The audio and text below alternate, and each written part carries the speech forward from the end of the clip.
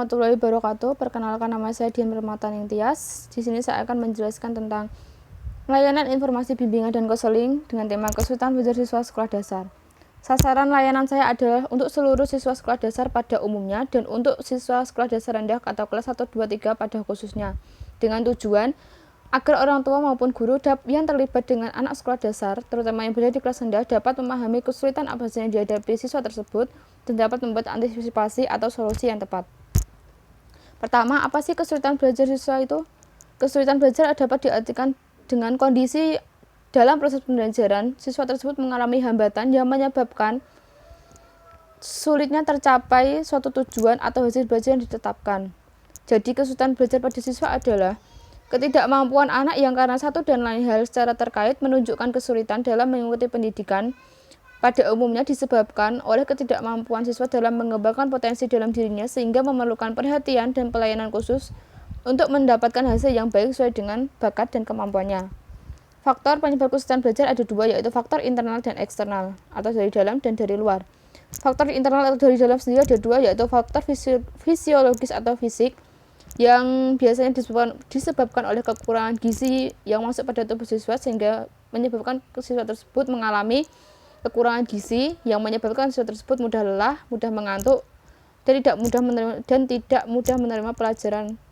Yang kedua adalah faktor psikologis atau mental yang berupa satu, cacat mental yang dapat disebabkan oleh satu, faktor internal atau bawaan lahir seperti idiot. Yang kedua adalah faktor eksternal yang berupa kecelakaan atau malpraktek yang menyebabkan siswa tersebut mengalami traumatik tertentu. Yang kedua adalah bakat. Bakat adalah penguasaan siswa dalam suatu materi pembelajaran. Bakat tersebut dapat berupa contohnya bakat dalam menguasai pelajaran matematika atau tidak berbakat dalam menguasai pelajaran tersebut yang menyebabkan siswa tersebut kesulitan menghadapi atau mengikuti mata pelajaran yang ada. Yang ketiga adalah motivasi atau dorongan yang dihasilkan atau diciptakan oleh siswa tersebut. Yang ketiga adalah ego.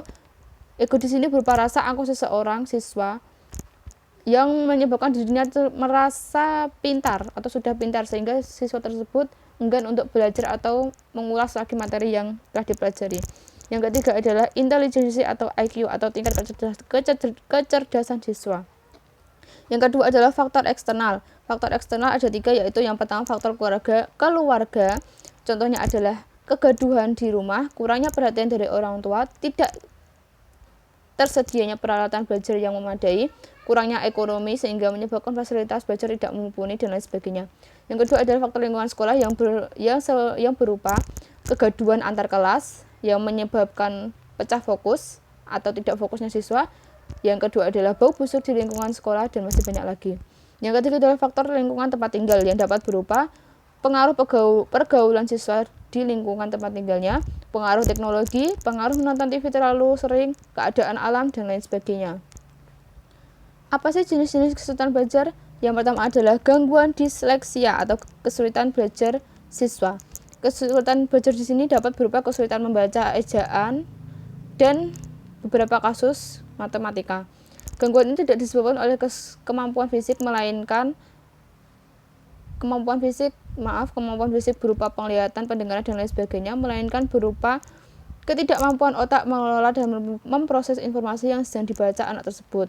Cara mengatasinya dapat berupa teknik bermain tiba-tiba, lomba menamai benda, permainan drama, menonton, memahami lirik lagu, dan lain sebagainya, sehingga menyebabkan otak tersebut dapat secara lama-kelamaan terbiasa dengan mengolah informasi secara cepat.